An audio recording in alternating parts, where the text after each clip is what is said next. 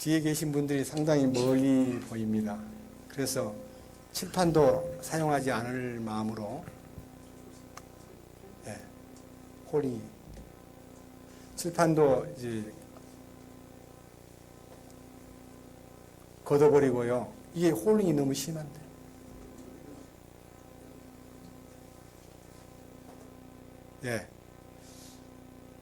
그리고 지금 이렇게 가능하면 그냥 편안한 마음으로 메시지를 이렇게 선포할 간절한 마음의 기도가 있고, 오늘 저녁부터 시작해가지고 2박 3일 동안, 오늘은 첫날이니까 그냥 설교를 이렇게 하지만 내일은 설교를 4번 합니다. 우리 수양회는 다른 사람들이 아침에 좀 말씀 나누고 오후에 나누고 낮에 좀 자유롭게 좀 우리를 좀 풀어주지, 우리를 꽁꽁 묶어가지고 말씀을 듣게 하는 것이 좀 부담이 되지 않나 하는 분도 계시긴 하지만요. 저는 여기 처음 오신 분들과 또 이 십자가의 도를 깨달아야 될 분들을 위해서 최소한 7번은 이 얘기를 해야 된다는 강한 부담을 갖고 2달 전부터 말씀을 놓고 기도하고 있다가 오늘 새벽에 그걸 7등분으로 딱 나누는데 너무 절묘하게 딱 구분되는 걸 보고, 주님께서 말씀을 주셨구나 그렇게 생각하면서, 여러분들이 혹시 시간표를 보면 구약 속에 나타난 십자가에 대한 얘기를 타이틀로 걸었지만요, 물론 이제 신구약을 이렇게 왔다 갔다 하면서 이 말씀에 나타나 있는 십자가의 비밀을 선포하고자 합니다.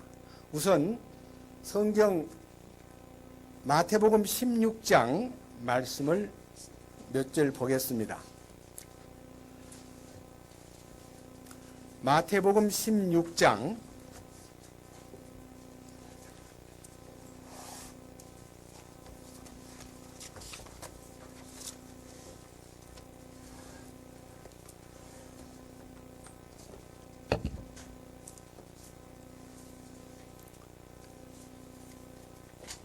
21절 말씀에서 26절까지 말씀을 봉독하겠습니다. 마태복음 16장 21절입니다. 그때부터 예수님께서 자기가 반드시 예루살렘으로 가서 장로들과 수제사장들과 서기관들에게 많은 일들로 고난을 당하고 죽임을 당하며 셋째 날 다시 일으켜질 것을 자기 제자들에게 보이기 시작하시니, 그때 베드로가 그분을 붙잡고 그분을 꾸짖기 시작하여 이르되, 주여 그럴 수 없나이다. 이 일이 결코 주께 임하지 아니하리이다 하거늘, 그분께서 돌이키사 베드로에게 이르시되, 사탄아 너는 내 뒤로 물러가라. 너는 내게 실족거리니라. 네가 하나님에게서 난 일들을 좋아하지 아니하고 사람들에게서 난 일들을 좋아하는도다 하시니라. 그때 예수님께서 자기 제자들에게 이르시되, 어떤 사람이 나를 따라오려거든 자기를 부인하고 자기 십자가를 지고 나를 따를지니라. 누구든지 자기 생명을 구원하려 하는 자는 그것을 잃을 것이요, 누구든지 나로 인해 자기 생명을 잃으려 하는 자는 그것을 찾으리라. 사람이 만일 온 세상을 얻고도 자기 혼을 잃으면 그에게 무슨 유익이 있느냐? 혹은 사람이 무엇을 주어 자기 혼을 대신하게 하겠느냐? 26절까지 말씀을 읽었습니다. 잠깐 기도드리겠습니다. 영광받기에 합당하신 주님, 저희들이 2015년을 보내고 오늘 2016년 첫날을 맞이하여 우리가 이 귀한 장소에 모여지고 또 하나님의 말씀을 통해서 십자가의 비밀을 함께 나누기 원하고, 유월절 어린 양 되신 그리스도의 신성한 죽음의 의미와 우리를 구원해 주신 놀라운 사랑과 그 사랑에 힘입어 우리의 일생을 주님이 원하는 뜻대로 살기 위해서 우리가 보낸 세월 속에서 너무나 많은 세월을 잘못되게 살고 부끄럽게 살고 주님 보시기에 참으로 황송한 속죄받은 사람답지 못하게 살아온 과거를 회개합니다. 그러한 저희들을 주님께서 죄에서 완전히 해방되는 새로운 길, 놀랍고도 도저히 인간의 방법으로는 이해할 수 없는 놀라운 능력 안에 우리를 새롭게 주님의 뜻을 따라 살아갈 수 있도록 이끄신 그 손길에 감사드리면서 이번 교회에 함께 참석한 모든 사랑하는 형제와 자매들에게 주님의 놀라우신 손길과 이끄심을 통해서 이 거룩한 진리를 함께 깨닫고 주님의 계시에 의해서 십자가의 신비의 깊음 안으로 우리 모두가 다 함께 들어가 주님을 누리고 주님을 노래하고 감사하며 성령으로 충만되게 우리를 이끄시옵소서. 우리 주 예수 그리스도의 이름으로 기도드렸습니다. 아멘.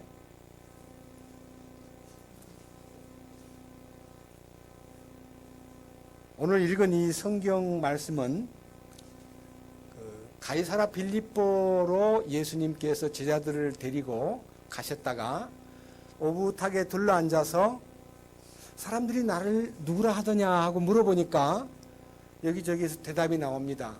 엘리야와 같다고 합니다. 예레미야와 같다고도 합니다.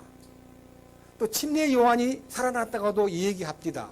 이렇게 여러 가지 주변의 대답을 주님이 들으시고 너희는 나를 누구라 하느냐고 질문했을 때 베드로가 주는 그리스도시요 살아계신 하나님의 아들이십니다 라고 고백을 했을 때 주님이 너무 기뻐하시면서 바요나 시몬아 네가 복이 있도다. 이것을 내게 알게 해주신 분은, 이것을 계시해 주신 분은 육신적인 방법이나 네가 살과 피에 의해서 나타난 지식이 아니라 하늘에 계신 내 아버지께서 너에게 계시해 준 것이다라고 말해 줌으로써 주님의 이제 다음 답변이 내가 이 반석 위에 내 교회를 세우겠다 그랬습니다. 베드로라는 사람 위에다가 교회를 세운다 그 말이 아니고 주는 그리스도시요 살아계신 하나님의 아들이시라고 하는 그 신앙 고백 위에다가 그것을 반석으로 삼고 주님의 교회를 세우겠다고 말씀하셨고 그 교회는 지옥의 권세, 사탄의 권세가 도저히 이길 수 없는 권세요. 또 그와 더불어 하나님의 왕국의 하늘 왕국의 열쇠를 내가 너에게 줌으로써 모든 것을 이렇게 통제하는 교회의 권위를 설명해 주었습니다. 이 일로 인해서 그들은 매우 기뻐하고 또 감사한 마음으로 이 말씀을 들었는데 주님이 이러한 축복이 주는 그리스도시요 살아계신 하나님의 아들이십니다라고 하는 이 거룩한 축복이 실제로 이루어지기 위해서는 주님이 하실 일이 있다는 것을 밝히는 말씀이 오늘 제가 읽은 본문 내용입니다. 21절에 뭐라고 되어 있냐면 그때부터 이 말은요 여러분 혹시 성경책 속에요 21절 바로 위에 제목이 나오는데 왕이 자신의 죽음과 부활을 처음으로 언급함이라고 되어 있습니다. 그러니까 이 주는 그리스도시요 살아계신 하나님의 아들이십니다. 또 이 고백 위에다가 교회를 세우겠다고 하신 이 대선언이 이루어지기 위해서는 왕이신 주님께서 어떻게 죽고 어떻게 부활함으로써 이 일이 성취가 된다는 것을 밝혀주기 위해서 21절 그때부터 예수님께서 자기가 반드시 예루살렘으로 가서 장로들과 수제사장들과 서기관들에게 많은 일들로 고난을 당하고 죽임을 당하며 셋째 날 다시 일으켜질 것을 자기 제자들에게 보이기 시작하시니 그러니까 이 정말 그들이 평생 들어보지도 못한 주님이 예루살렘에 올라가서 죽어야 된다는 얘기하고 셋째 날 다시 살아나야 한다는 얘기를 알려주었을 때에 그들은 모르던 얘기니까요. 조용히 듣고 뭐 눈을 껌벅껌벅 한다든지 주님 무슨 말씀이셔요? 라고 물어도 될 텐데 이 베드로의 태도는요. 너무너무 놀랍고도 우리가 베드로라는 사람은 굉장히 강한 남자였구나. 센 남자였구나. 그걸 느낄 수가 있습니다. 22절 보니까요. 그때에 베드로가 그분을 붙잡고 그분을 꾸짖기 시작하여 이르되 그분을요. 쉽게 말하면 야단을 치면서 눈빛이 막 독하게 불아리어지면서 하는 말이 주여 그럴 수 없습니다. 주님은 죽어서는 안 됩니다. 이 일이 결코 주님에게 임해서는 안 됩니다. 주님의 죽으심에 대한 첫 번째 얘기를요. 베드로가 꺾어버리려고 했을 때에 이 베드로의 충성심을 타고 들어온 사탄을 주께서 보신 겁니다. 베드로의 의지는요. 주님을 향하여 솔직하고 정말 간절한 마음으로 주님 앞에 꾸짖고 소리를 쳤지만요. 그 베드로의 충성심 속에 파고든 사탄을 본 것입니다. 그래서 23절에 베드로를 보고 사탄아 내 뒤로 물러가라 하는 말로 사람들은 베드로가 금방 또 사탄이 되어버렸구나. 사람이 사탄이 되는 거 아닙니다. 베드로가 사탄에게 이용당하고 있는 모습을 주님께서 간파하시고 베드로 속에 침투한 사탄을 향해서 강하게 사탄아 물러가라 이렇게 얘기하신 겁니다. 그러면서 주님께서 이제 간절한 우리가 지금 제일 중요하게 오늘 이 메시지의 중심이 될 얘기가 마태복음 16장 24절입니다. 저도 이 마태복음 16장 24절을 분명하게 깨닫고 제 이 생애를 완전히 이렇게 바꿔준 2000년 7월달 둘째 주일날 갈라디아서 2장 20절에 눈을 뜨면서 제 속에서 아무든지 나를 따라오려거든 자기를 부인하고 자기 십자가를 지고 나를 따를지니라 하는데요. 주님을 따르려거든 자기 십자가를 지고 나를 따르라는 겁니다. 가장 중요한 얘기는 오늘 여러분들에게 제시하겠습니다. 어떻게 주님 지신 십자가가 내 십자가가 될 수 있냐 이거예요. 여러분 십자가를 어디서 구해가지고 내가 지고 간단 말입니까? 주님 십자가 따로 있고 내 십자가 따로 있는 거 아니에요. 여러분 주님은 인류를 위해서 십자가를 지고 죽으셨습니다. 그리고 인류를 영원한 속죄를 이루셨습니다. 주님이 십자가에서 죽었으므로 속죄가 이루어졌습니다. 그런데 그 십자가가 내 십자가가 되기 위해서는요. 주님의 죽으심에 일치가 되고 연합된 십자가에 내가 처리된 것이 참으로 깨달아지고 계시가 된 후에 그 십자가가 내 십자가가 되고 그 십자가를 통해서 나는 새로운 피조물로 변화가 되는 것입니다. 속죄받은 것은 죄를 씻은 거고요. 변화되는 것은 하나님의 생명을 받는 겁니다. 이게 거듭나는 겁니다. 그런데 그 십자가가 주의 십자가가 내 십자가가 되기 위해서 우리는 마음에 원함이 있다 할지라도 그 원함을 가로막는 요소가 25절과 26절에 나와 있습니다. 누구든지 자기 생명을 구원하려 하는 자는 그것을 잃을 것이요 누구든지 나로 인해 자기 생명을 잃으려 하는 자는 그것을 찾으리라. 사람이 만일 온 세상을 얻고도 자기 혼을 잃으면 그에게 무슨 유익이 있느냐? 혹은 사람이 무엇을 주어 자기 혼을 대신하게 하겠느냐? 여기 25절에 생명이라는 단어하고 26절에 혼이라는 단어는 헬라어로 똑같이 부식해. 혼이라는 단어입니다. 우리가 십자가, 주의 십자가가 나의 십자가가 되기를 원하는 마음은 있는데 무엇 때문에 십자가가 내게 해당되지 않느냐? 주의 십자가가 나의 십자가가 안 되느냐? 혼이 막고 있는 겁니다. 혼은 자아를 얘기합니다. 혼은 인간을 얘기합니다. 혼은 인간의 목숨을 얘기합니다. 혼은 인간의 존재를 설명합니다. 혼은 인간을 지배하는 통치자를 얘기합니다. 내가 나의 삶을 끌어간다고 느끼지만 그 나의 삶을 끌어가는 것이 혼입니다. 이 혼의 3대 요소가 생각과 감정과 의지, 세 가지가 나의 속에서 계획을 세우고 예산을 짜고 집행하고 그 일을 완수하는 모든 것들을 끌어가는 이 기능이 전부 다 혼에 다 집약되어 있습니다. 그래서 여기 말하고 있는 자기 혼을 구원하려 하는 자는 그것을 잃을 것이라는 말은 혼이 십자가를 그렇게 싫어하는 거예요.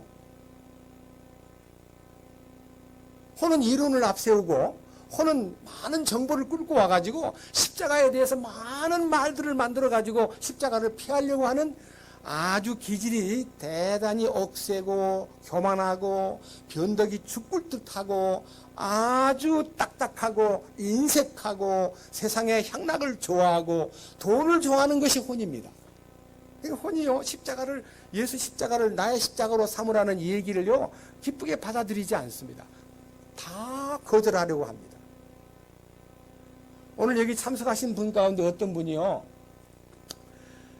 자기가 지금 믿음을 위해서 믿고 잘 하나님 앞에 합당하게 살고 싶어가지고 정말 간절한 마음으로 주님을 따른다고 했는데 나중에 알고 보니까 내 마음속에는 아직도 세상이 들어앉아 있고 내가 주님보다 더 좋은 것이 있었구나 하는 그 자기 속에 주님보다 더 좋아하는 것이 있다는 것을 알았을 때에 매우 놀랬고, 어떤 일로 인해서 그 모든 재산과 자기의 모든 그 좋아했던 많은 업체를요 다 날려버린 다음에, 그 본인이 스스로 뭐 노름하고 날리거나 뭐 무슨 뭐 투기를 해서 날린 게 아니라 어떻게 신앙생활을 잘해볼까 하고 몸부림을 치다가 어떻든 간에 다 날아가 버린 겁니다. 그때 이제 자기가 그 소유가 날아갔을 때 느낌이, 내가 지금까지 주님을 사랑하고 주님을 따른 것이 아니라 내가 그 물질이 내게 우상이었고 내가 그것이 나에게 가장 마음을 사로잡고 있었구나 하는 것을 발견하고 정리해야 되겠다. 그래서 마음에 그것을 뒤집어 가지고 이제는 내가 주님뿐이다, 나는 주님을 바라보고 살겠다, 이것이 나의 간증이다 라고 마음속에서 아주 확신을 갖고 살고 있다가 사실 최근에 우리들을 만났습니다. 우리는 이제 가장 중점적인 얘기가 십자가에 자신이 어떻게 처리될 것인가, 여기에 자기가 어떻게 십자가로 인하여 나를 잃을 것인가. 나를 잃는다는 말은요, 자기를 상실한다는 것은 십자가를 통해서만이 자기 상실의 경험을 갖게 됩니다. 나를 얻고자, 나를 인정받고 내가 남들에게 뭔가 모르게 군림하고자 하고 지배자가 되고 싶고 남들보다는 우월한 어떤 자기를 나타내고 싶은 본능이 인간이 갖고 있는 이 본능인데, 어느 날 십자가 안에 일치가 됨으로써 주님 십자가가 나의 십자가로 이게 전환된 놀라운 경험을 하는 것은요, 의지의 결과도 아니고 우리의 노력으로 되는 것이 아닙니다. 철저하게 주님이 계시해 주심으로써 그 일이 일어납니다. 근데 그 일이 그냥 하룻밤 사이에 일어나 버린 거예요. 그래서 이 축복이 너무 크기 때문에 이제는 주님의 생명을 안고 정말 이 참으로 환희에 찬 마음으로 이 집회에 지금 참석을 하셨는데, 저도 그 형제님이 겪었던 그 축복을 겪었기 때문에 여기 말하고 있는 것이 26절에 네가 만약 세상을 얻기 위해서 발버둥 치다가 네 모든 것을 다 얻었다고 하자. 세상을 다 얻은 다음에 네 혼이 딱 죽어버리면, 네 혼을 잃어버리면, 혼을 잃어버린다는 말은 십자가에 위태한다는 말이 아니고 목숨이 끊어지는 걸 얘기합니다. 갑자기 여러 해 쓸 물건을 많이 쌓아놓았으니 내 혼아 평안히 먹고 마시고 즐거워하자 하리라고 외쳤던 부자가 하나님 오늘 밤 내 혼을 도로 불러간다면 네 예비한 모든 것이 네 것이 되겠느냐고 물었던 어떤 부자 얘기와 같이, 네가 세상을 다 얻고도 네 혼을 잃어버렸다면 그 다음 네 운명이 어떻게 되겠느냐, 어떤 네 쌓아놓은 재물이 너한테 무엇을 더해주겠느냐, 무슨 유익이 있겠느냐, 사람이 무엇을 주고 자기 혼하고 대신할 것이 있겠느냐. 그래서요, 인간이 가장 세상을 사랑하고 이 소유에 대해서 아주 적극적인 마음이 있지만요, 십자가를 딱 발견하고 주의 십자가가 나의 십자가로 이렇게 딱 허락이 될 때에 사도 바울이 간증한 간증 가운데 내게 유익된 모든 것을 배설물로 여기고 내가 그리스도를 얻고 그 안에서 발견되고 싶다. 내 가진 의는 율법에 의한 행동의 의가 아니라 그리스도 예수님 안에 있는 하나님의 의를 소유한 채 내가 그 부활의 능력에 붙잡혀서 주님이 기뻐하는 이 삶을 표대를 향하여 달려가고 싶다 하는 얘기가 빌립보서 3장 6절 이하의 간증으로 나타나 있습니다. 저는 오늘 여기에 나타나 있는 이 혼이 십자가를 싫어하는 것이 본능인데 이 십자가의 능력이 나의 혼 생명을 정복하고 내가 주님 십자가가 나의 십자가로 딱 이렇게 허락이 되면요, 십자가 지는 건 아무 문제가 안 됩니다. 우리는 십자가 지는 생활이라는 게 너무 힘들고 어려운 것을 십자가라고 말함으로써 말 안 듣는 자식, 막 술 먹고 늘 바람 피우고 못된 짓 하는 남편, 아니면 사업이 잘 안 돼가지고 맨날 쫓기는 어려움, 이런 것을 자기 십자가라 생각할 때가 많습니다. 그런 거요, 십자가에 금방에도 안 가는 겁니다.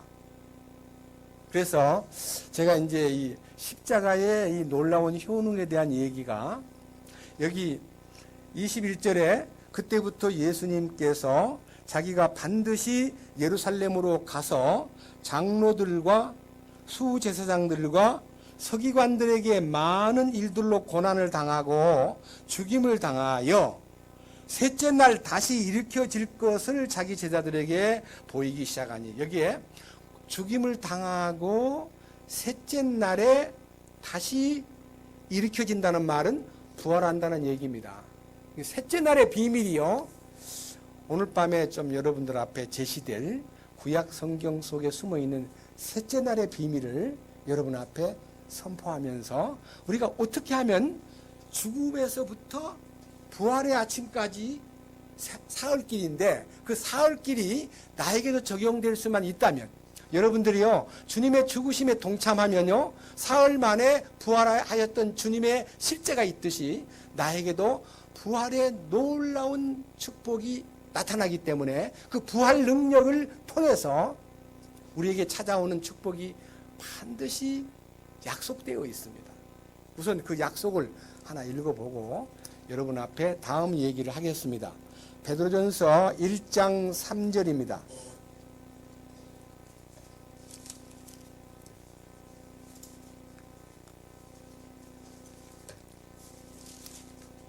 베드로전서 1장 3절.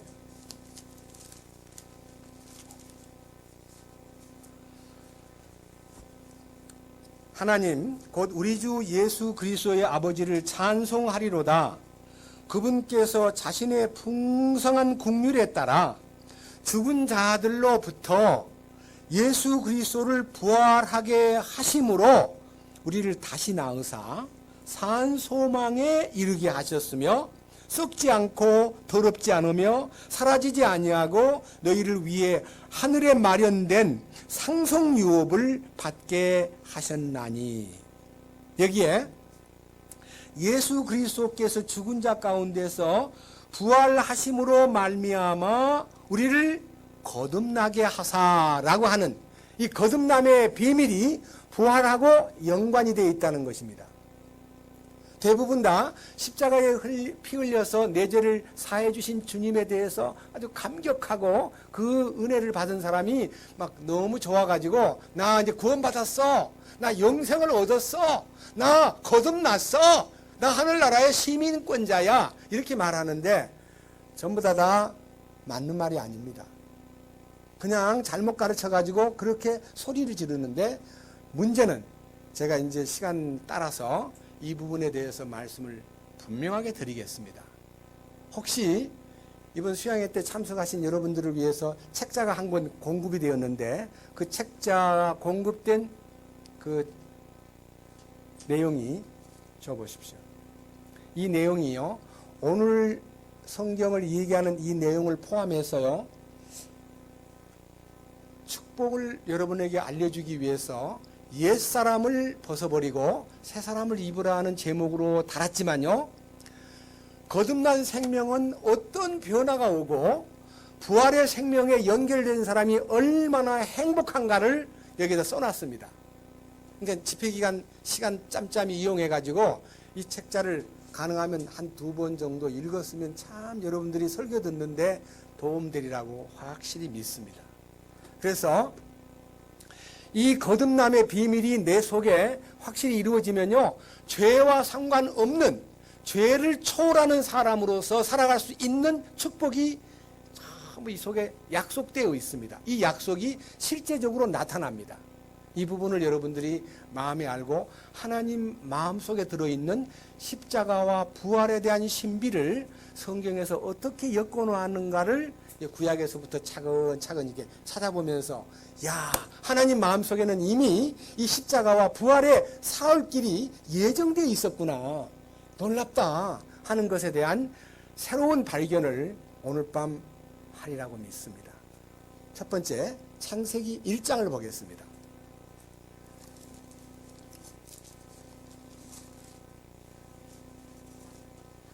창세기 1장.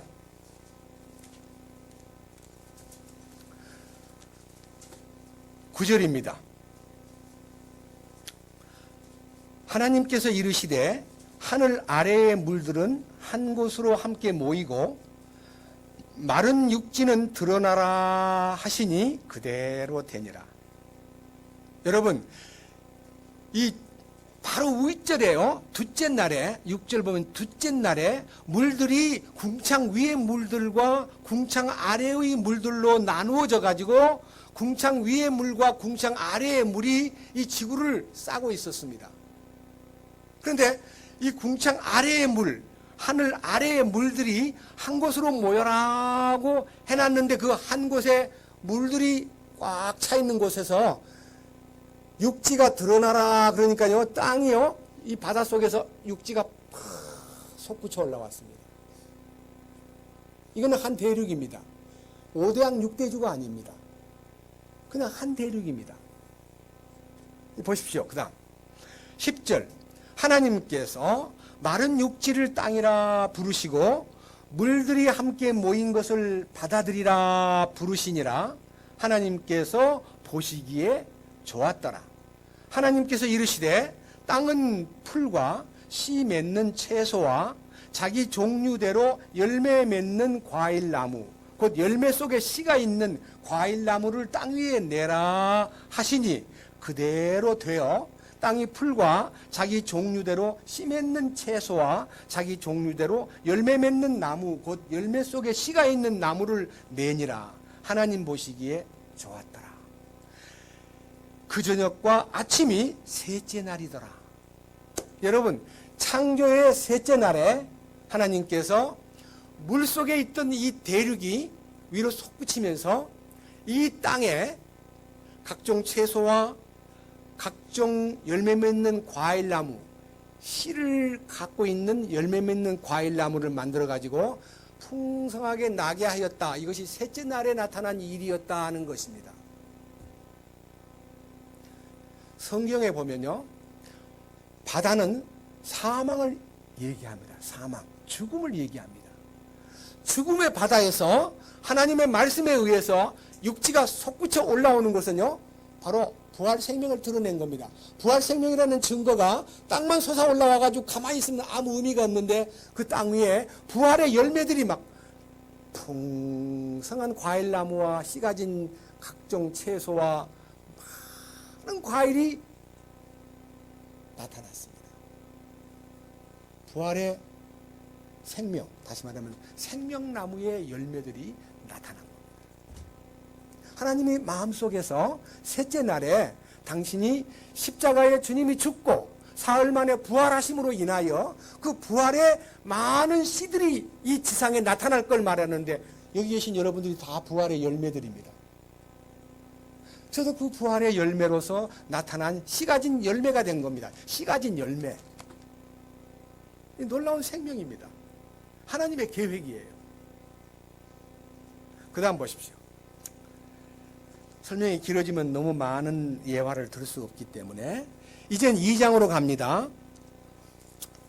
2장 8절.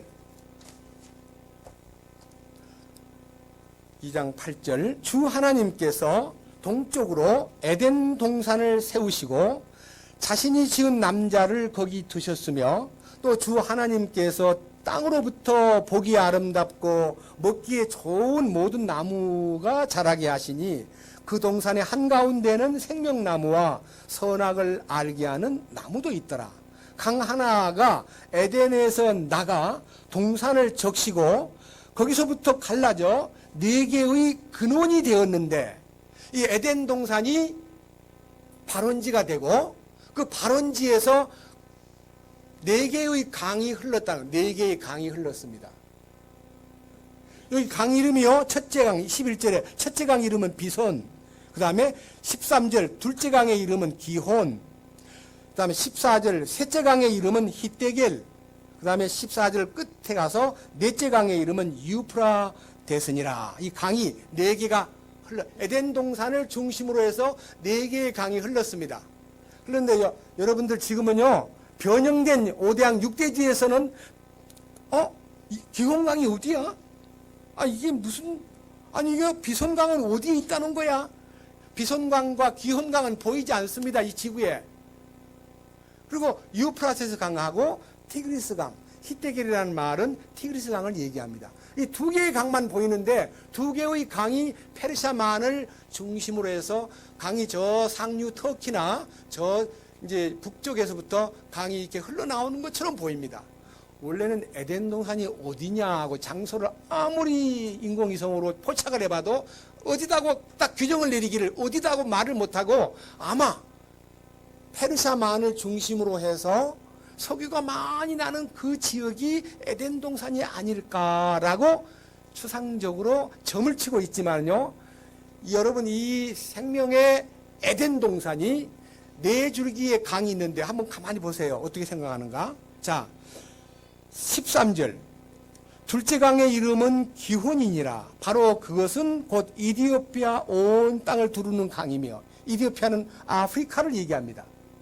그 다음 자 위에 보세요. 11절 첫째 강의 이름은 비손이니라.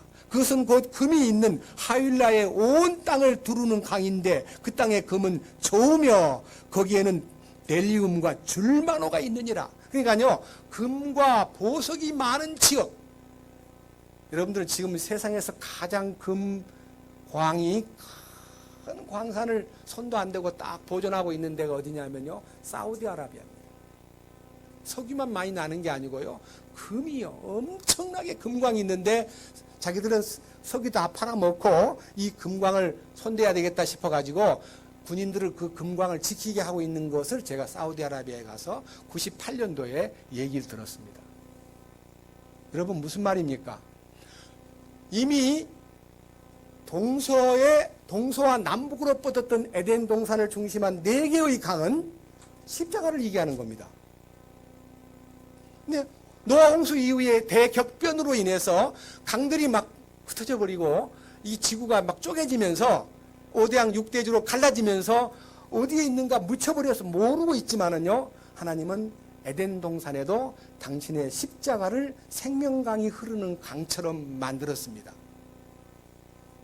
하나님의 경륜입니다. 십자가는요 이 우주 가운데 가장 놀라운 신비입니다. 이걸 십자가를 일컬어서요 하나님의 권능이라 그래서 하나님의 권능. 십자가는 하나님의 권능입니다. 그리고 그 권능의 핵심, 중심에는 그리스도가 있다고 성경에서 반포하고 있습니다. 한번 잠깐 보십시다. 신약성경 고린도전서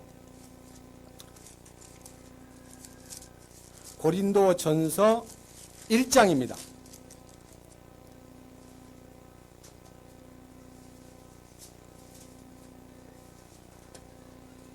18절 십자가를 선포함이 멸망하는 자들에게는 어리석은 것이로되 구원을 받은 우리에게는 하나님의 권능이니라. 십자가가 하나님의 권능이래요. 그러니까 하나님이 이 우주에 찬 하나님의 권능이요 창조자로서의 권능, 구속주로서의 권능, 통치권자로서의 권능, 모든 위대한 권능의 집약이요 십자가 속에 다 이렇게 드러나 있습니다. 그 다음 또 보세요. 3절. 우리는 십자가에 못 박히신 그리스도를 선포하노니 그분은 유대인들에게는 걸려 넘어지게 하는 것이요 그리스인들에게는 어리석은 것이로되 부르심을 받은 자들에게는 유대인들에게나 그리스인들에게나 그리스도는 하나님의 권능이시요 하나님의 지혜니라. 그러니까요 십자가가 하나님의 권능이라고 18절에서 얘기했는데 좀 더 진전된 얘기가요 십자가에 못 박히신 그리스도야말로 하나님의 권능이요 하나님의 지혜니라 그랬습니다. 예, 하나님의 권능과 하나님의 지혜를요 십자가를 통해서 맛보고 나면요 이 세상에 그 어떤 똑똑한 사람, 그 어떤 지혜로운 사람, 그 어떤 권능 있는 사람을 두려워하지 않습니다. 왜? 권능의 근원을 알았기 때문에 그 권능 앞에 무릎을 꿇게 되면 세상에 어떤 카리스마가 있고 어떤 방법으로 세상을 거머쥐고 있는 어떤 인물도 두렵지 않습니다. 십자가의 능력입니다. 그러니까 에덴 동산에서 하나님이 당신의 권능을 동산에 흐르는 강을 통해서 당신의 십자가를 보여주신 겁니다. 저는요, 이 구약 속에 나타난 십자가를 설명하기 위해서요, 2달 동안 기도하면서 주님, 그 말씀을 통해서 십자가의 신비를 좀 보여주십시오 하고 계속 기도를 하는데요, 너무너무 참 마음이 이렇게 뜨겁게 여러 부분들을 만지게 됐는데, 내일 아침부터 구체적으로 이제 십자가에 관련된 이 6월절 어린 양 그리스도에 대해서 설명을 하면서 이제 십자가의 능력을 한번 말씀드리겠습니다. 오늘은요, 우선 개괄적인 얘기만 한번 들어봅시다. 그 다음, 여러분 이제 한 가지 물어보겠습니다. 노아 방주가 몇 층입니까? 네. 창세기 6장 봅시다. 창세기 6장.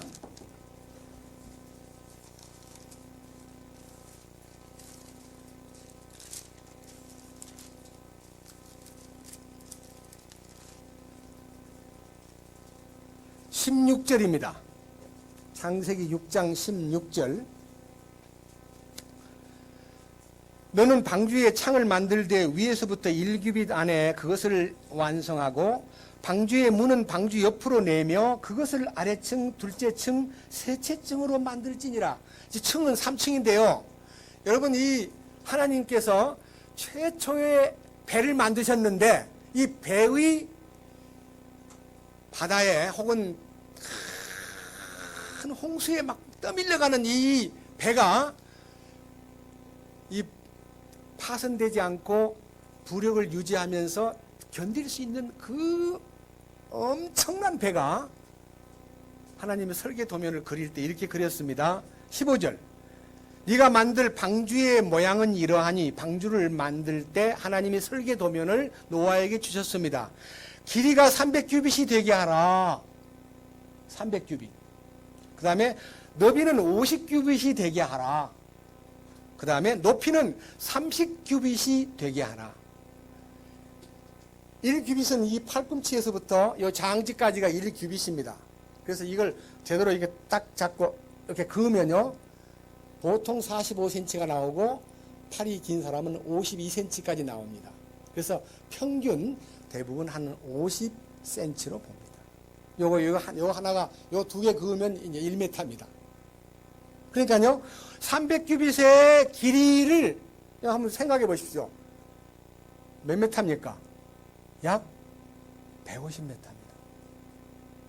150m 길이에다가 폭이 50규빗이니까 5, 25, 25m입니다. 높이가 얼마라고요? 30규빗. 그러면 5, 3은 15, 15m입니다. 방주 길이의 10분의 1입니다. 이게 가장 안전하고 어떤 풍랑에도 어떤 방법의 파도에도 넘어지지 않는 배입니다. 제가 이 말씀을 드리는 이유는요, 이 방주를 만드실 때 하나님도 가장 역학 구조에 맞는 것이 대부분 다 3과 5를 쓰며 3은 하나님의 숫자입니다. 5는요, 성경에 5라고 하는 숫자도 굉장히 의미가 심장한 메시지가 많이 들어있는데, 첫째 모세오경. 이 5라는 숫자는요, 하나님이 원하는 가장 정상적 조직수를 얘기합니다. 그런데 제가 이제 이런 숫자에 대한 얘기는 조금만 하고요. 이 사흘되는 방주, 이 사흘되는 길에 대해서 창세기의 셋째 날에 만들어진 이 지구가 바다에서 이렇게 솟아 올라오는 얘기하고, 그 지구에 생명이 번져가는 모습이 바로 부활 생명의 하나님의 계획을 말씀하고 있다는 것을 말씀을 드리고요. 또 하나 보십시다. 출애굽기 3장으로 갑니다. 출애굽기 3장.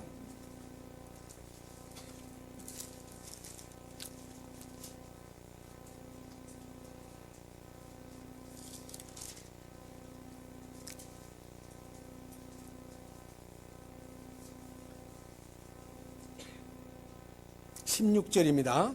가서 이스라엘 장로들을 함께 모으고 그들에게 이르기를 주의 조상들의 하나님 곧 아브라함과 이삭과 야곱의 하나님께서 내게 나타나 이르시되 내가 분명히 너희를 찾아와 너희가 이집트에서 당한 일을 보았노라. 하나님이 직접 이 이집트에서 고난당하는 이스라엘 선민들의 고난을 직접 목격하고 내가 보고, 그 다음에 17절 내가 말하였거니와 네가 너희를 이집트의 고난 가운데서 데리고 올라와.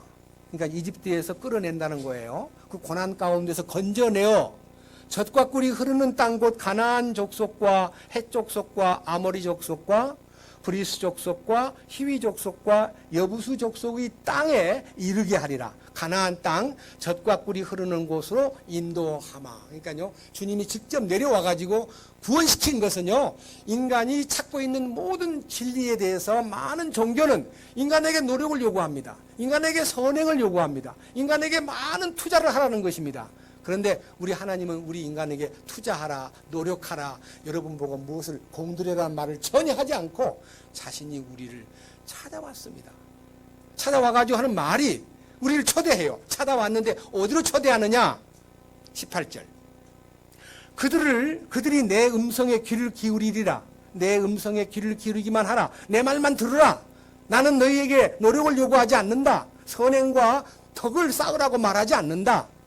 너는 이스라엘 장로들과 함께 이집트 왕에게 가서 너희는 그에게 이르기를 이집트 왕한테 말하기를 주 히브리 사람들의 하나님께서 우리를 만나셨은즉, 우리를 만났다는 말은요, 우리를 찾아오셨은즉 청하건대 이제 우리가 사흘길쯤 광야로 가서 주 우리 하나님께 희생물을 드리게 하소서 하라. 여러분, 사흘길에 가서 희생물을 바치라는 겁니다. 그런데 주님이 우리 보고 희생물을 바쳐라고 말하면서 에베소 5장에 보면 자신이 직접 희생물이 되사 우리를 위해서 준비된 희생물을 주시면서 너 이거 가지고 하나님 앞에 가라 하시는 겁니다. 여러분, 우리 하나님이 가난뱅이 하나님이 아니기 때문에 우주와 그 가운데 있는 만유를 지으신 신께서는 무엇이 부족한 것처럼 사람의 손으로 섬김을 받으시는 것이 아니다. 이는 만민에게 생명과 호흡과 만물을 친히 주시는 자다. 그리고 사람에게 내 집 하나 마련해 놔라. 내가 거기 가서 거하고 싶다. 너희들 나를 위해서 정성을 바쳐서 성전을 좀 지어봐라. 아닙니다.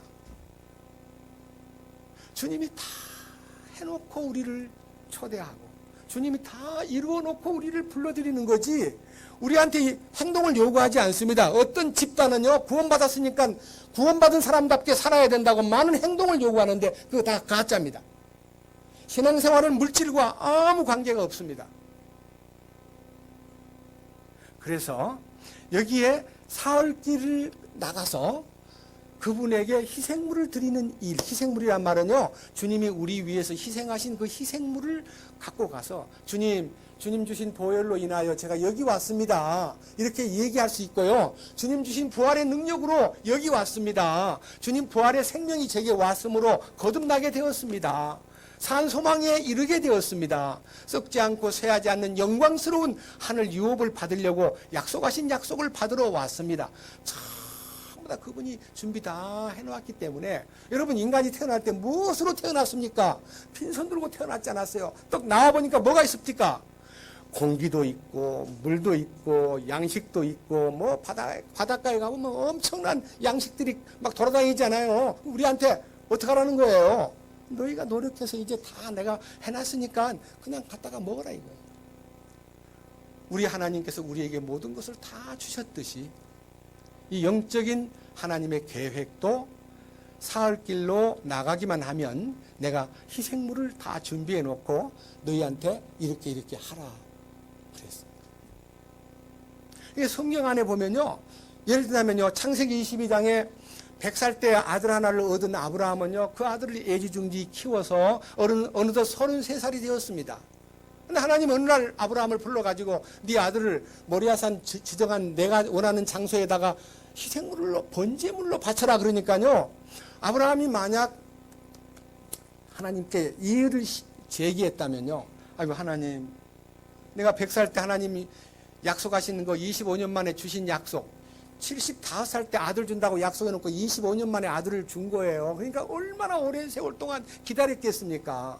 견디다 못해가지고 이스마엘이라는 아들을 13년 전에 낳아가지고 집안이 아주 우습게 됐는데, 하나님이 주신 그 아들을 33살 돼가지고 이제 성장한 대단히 이제 사랑스럽고 이제 집안의 모든 유업을 이어갈 수 있는 아들로 알았는데 바치라는 거예요. 근데 하나님께서 바치라고 명령할 때 아브라함에게 바치기 전에 하나님이 이미 아브라함을 통해서 들려준 얘기입니다. 네 아들 이삭을 통해서 네 후손을 하늘의 별처럼 땅의 모래처럼 번성하고 번성하게 해주겠다. 약속을 이미 하셨습니다. 아브라함은 그 약속을, 선약속을 믿었습니다. 하나님 나에게 말씀하시기를 이삭을 통해서 하늘의 별처럼 땅의 모래처럼 내 후손을 번성케 하리라고 하신 하나님이 내 아들을 갖다가 바쳐도 하나님은 도로 살려낼 것이다. 이렇게 믿었습니다. 그러니까 아브라함이 새벽 일찍 일어나서 그 명령받은 그 이튿날 새벽에 아들하고 종 둘을 데리고요, 모리아산으로 가는데 그 모리아산 가는 길이 사흘길이었습니다. 창세기 22장 봅시다.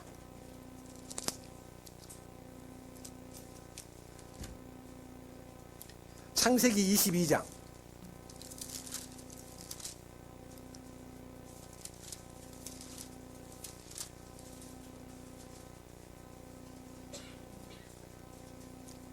(2절) 그분께서 이르시되 이제 네 아들을 곧 네가 사랑하는 내 유일한 아들 이삭을 데리고 모리아 땅으로 가서 거기서 내가 네게 일러준 산들 중에 하나에서 그를 번제 허물로 드리라 하시니라. 아브라함이 아침 일찍 일어나 나귀의 안장을 얹고 자기와 함께한 자기 청년들 가운데 2명과 자기 아들을 이삭을 데리고 번제 허물에 쓸 나무를 쪼개어 가지고 일어나 하나님께서 자기에게 말씀해 주신 곳으로 갔더라. 그때 셋째 날에 아브라함이 눈을 들어 그곳을 멀리서 바라보니라. 그렇습니다. 이 아브라함이 아들을 데리고 하나님께 제물 바치러 가는 그 셋째 날이요, 하나님의 권능이 나타나는 날입니다. 무슨 말이냐면요, 하나님이 그 아들을 번제 헌물로 바치라고 하는 이 얘기는요, 아브라함은 지금까지 하나님께서 사람을 번제 헌물로 바치라 한 적이 한 번도 없었습니다. 이 인간을 죽이지 않기 위해서 짐승을 대신 바쳐라. 양을 바치든 소를 바치든 가난한 사람은 비둘기를 바치든 바칠 제물을 다 정해주었는데 왜 사람을 바치라는 거예요? 아브라함은 이해할 수 없는 하나님의 명령 앞에 섰을 때도 하나님의 선 약속을 믿고 내 아들을 바친다고 해도 하나님이 도로 살리실 것이다, 이렇게 믿었습니다. 그래서 그냥 순서대로 올라가는데 종들이 옆에 따라가면 말릴 것 같고요, 방해를 이제 놀 것 같으니까 얘들아 너희들은 거기 있어라, 우리 아들하고 둘이 경배하고 오겠노라 하고 둘이 이제 올라가는데 아들의 등에다가 장작을 메운 거예요. 번제단에 제물로 태울 나무를 어깨 이제 등에다가 치고 한참 올라가다가 아버지 물어볼 게 있어요. 번제를 드릴 모든 장비는 준비되어 있는 걸로 보이는데 아버지 제물은 어디 있어요? 이렇게 물은 거예요. 근데 아브라함이 그 아들 보고 하나님이 네를 바치라 그런다 이렇게 얘기해버리면 이 아들이 얼마나 쇼크를 먹고 어떤 일이 벌어질지 모릅니다. 10살 먹은 어린애도 아니고 20살 먹은 청년도 아니고 30살 먹은 33살 먹은 성인입니다. 근데 아브라함은 이렇게 얘기합니다. 얘야, 하나님이 자기를 위해서 친히 준비하실 거다. 이 얼마나 놀라운 믿음입니까? 이게 부활신앙이에요. 아브라함의 마음속에는요, 그 아들을 죽이기 전에 먼저 그가 하나님의 죽음 안으로 들어간 거예요. 자기 혼을 버린 거예요. 밑에 넘겨보세요.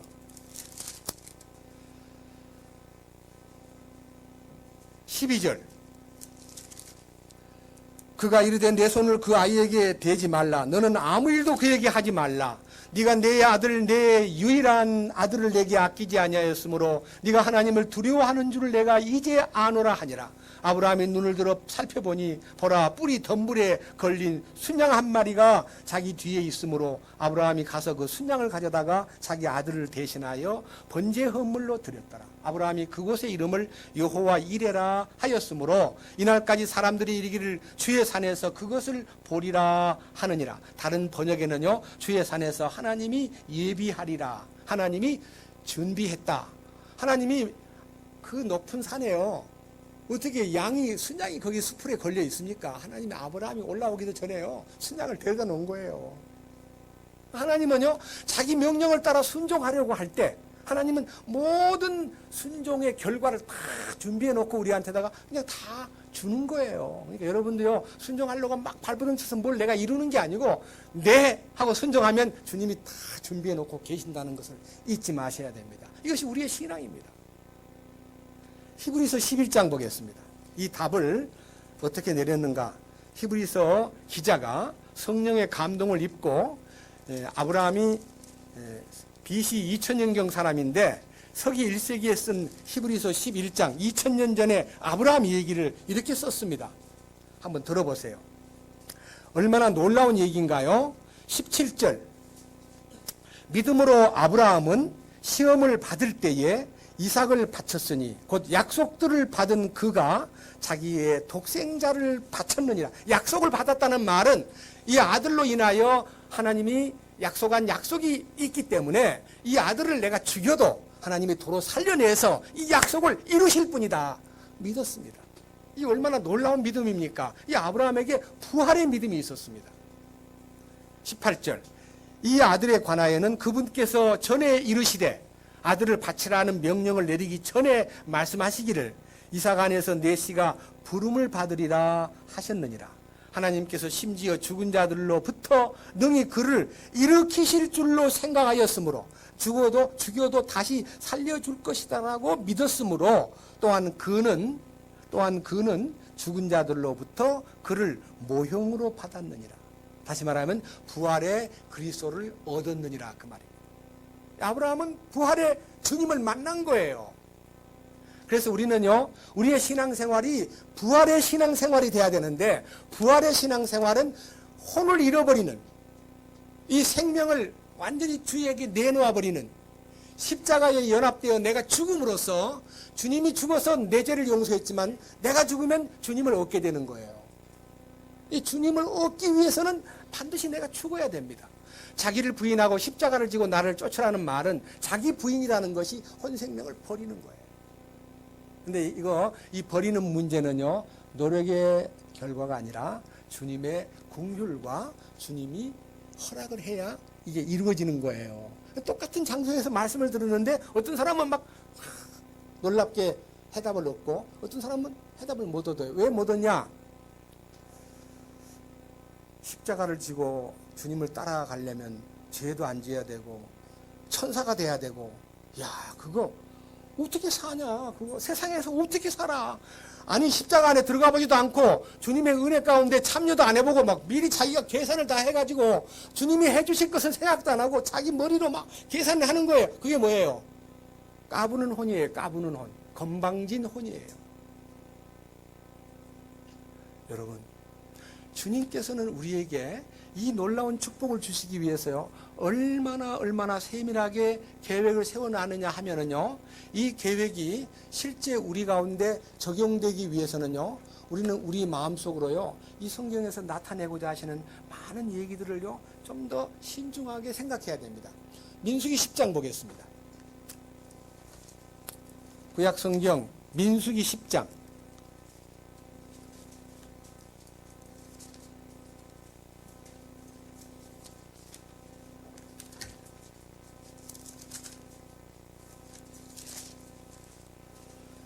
(33절입니다)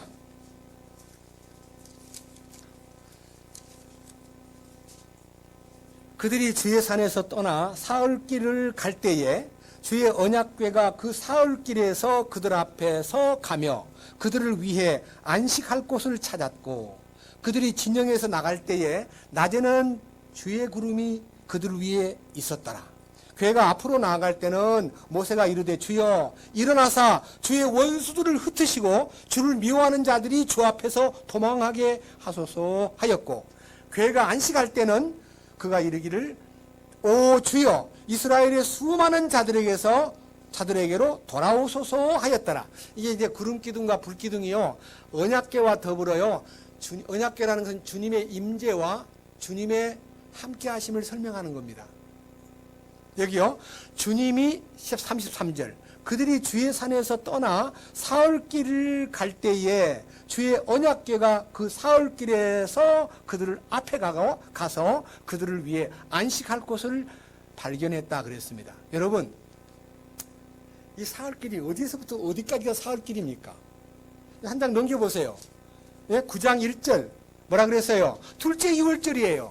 이스라엘 사람들이 6월절 날 해방이 됐는데 그 이듬해, 그러니까 그들이 나온 지 2년 만에 첫 달 바로 14일 날 6월절을 지켰습니다. 이 6월절에서부터 사흘 되는 날, 하나님의 임재가 나타나는 날, 구름기둥과 불기둥을 통해서 하나님의 언약궤를 통해서 하나님의 거룩하신 약속과 도우시며, 이 하나님의 언약궤가 움직일 때는 뭐라 그랬어요? 원수들과 그 다음에 이스라엘을 향해서 도전하는 모든 세력들을 주 앞에서 도망하게 하소서. 그러니까 하나님의 언약궤라는 그 임재가 나타나면요, 원수 마귀는요 도망을 가게 돼 있다 이거예요. 그러니까요, 우리가 참으로 진리를 사랑하고 주님 안에 거하면요, 원수 마귀가 우리를 뭐 이렇게 넘어뜨리도록 내버려 두질 않습니다. 우리 보고 어떻게 죄를 안 짓냐? 죄 짓는 건 마귀의 일인데 어떻게 마귀가 있는데 죄를 안 짓는단 말이냐 하는데, 마귀보다 센 주님이 내 속에 있는 마귀를 내쫓아버리고, 일곱 마귀를 내쫓아버리고 내 안에 들어오셔가지고 주인 되시는데 어떻게 마귀한테 넘어집니까? 약속을 한번 들어보세요. 요한일서 5장 18절 약속을 한번 들어보십시오. 요한일서 5장 18절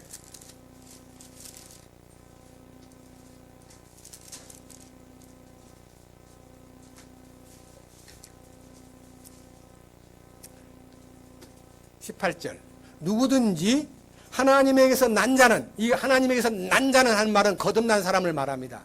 그리스도에게 속한 자를 말합니다. 부활 생명에 이르는 자를 말합니다. 그러니까 십자가에 연합되고 부활 생명을 소유한 사람은 하나님에게서 난 자요. 그 사람은 죄를 짓지 아니함을 너희가 알지 않느냐?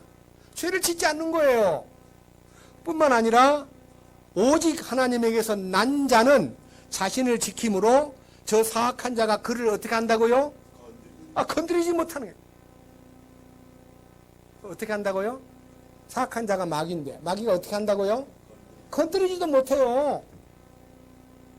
그게 주님이 우리를 보호한다는 뜻 아닙니까? 내가 내 개인의 힘으로 죄를 안 짓는다 그러면요, 건방을 떠는 얘기고, 주님이 사탄이 나를 건드리지 않도록 돌봐주시는 거예요. 이 약속을 분명히 믿는 사람은요, 주님의 백으로 이기는 자가 되는 것이지 내 힘으로 이기는 자가 되는 거 아니잖아요. 얼마나 놀라운 얘기입니까? 성경 안에요, 이 얘기를 통해서 좀 읽어봅시다. 차라리 이제 구약은 요나서를 봐야 되는데 요나서는 지금 못 보겠고요. 마태복음 12장을 보겠습니다. 마태복음 12장.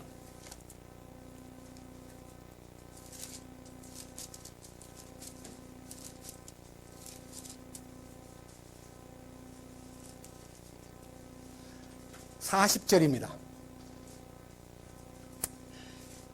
이 성경 내용은 요나서 1장에 나타나 있지만 특별히 17절에 나타나 있지만요.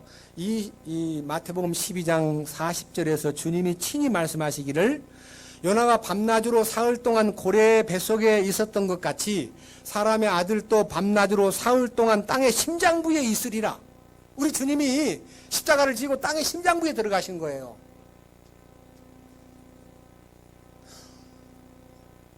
요나가 여러분 저는 요나 얘기를 통해서요 참 놀라운 축복을 발견했는데 그 축복을 정말 감히 오늘 이 자리에서는 다 표현을 못하겠습니다만은요 어떤 문제가 생겼을 때요 나 때문입니다.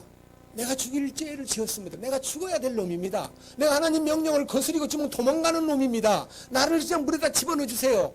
이렇게 자기가 그 문제의 원인자라는 것을 밝힘으로써 죽기를 딱 각오하면요 주님이 고래를 보내서라도 요나를 삼켜서 요나를 사흘 동안 보존했다가 그 다음에 다시 토해내가지고 부활의 주님을 나타내는 성경으로 요나서가요 유대인들에게 굉장히 요나서 얘기가요 회자되어 있습니다. 이야 대단하신 분이다. 근데 예수님 죽었다가 산 얘기를 해주면 안 믿어요. 그 유대인들 참 이상하지 않아요? 그렇습니다. 예수님은 요나가 밤낮을 물고기 뱃속에서 보호되고 있다가 살아났다는 얘기는요 여러분 고기 뱃속에 들어가면 안 죽겠어요? 죽겠어요? 요나가 그냥 가만히 그냥 고기 뱃속에 꿍꾸리고 있다가 나왔다는 거 생각하면 천만에 고기 뱃속에 들어가면 그냥 녹아버립니다. 요나는 형체도 없이 녹아버렸어요. 그렇지만은 주님이 다시 살린 거예요. 목적은 요나를 살리는 목적은 니느웨를 구하기 위해서라는 거예요.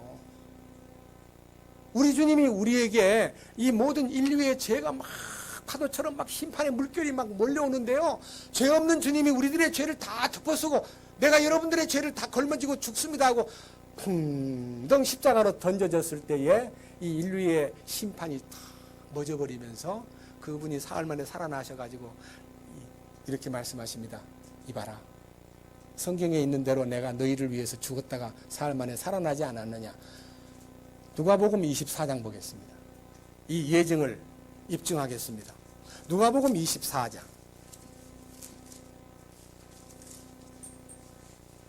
45절입니다. 44절부터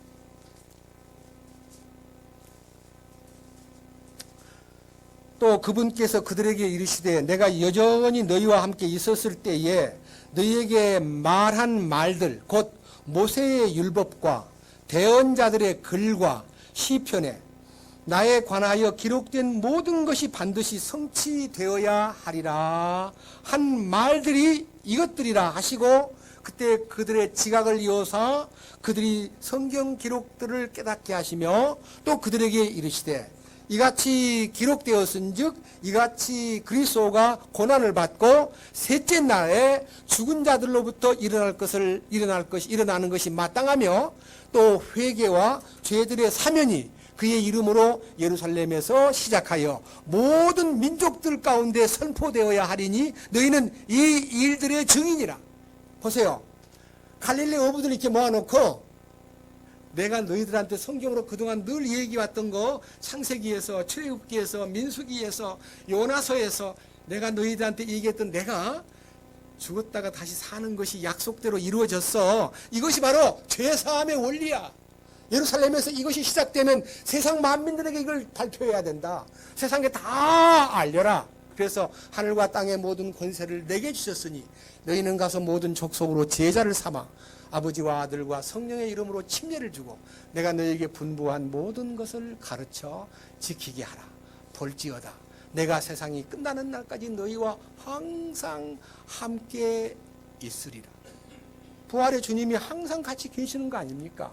2000년 동안 그분이 살아 계셔서 지금까지 역사하고 있기 때문에 우리가 지금 부활에 대해서 십자가에 대해서 느낌이 있고 변화가 있고 또 우리에게 놀라운 역사가 나타나는 것이 입증되고 있지 않습니까?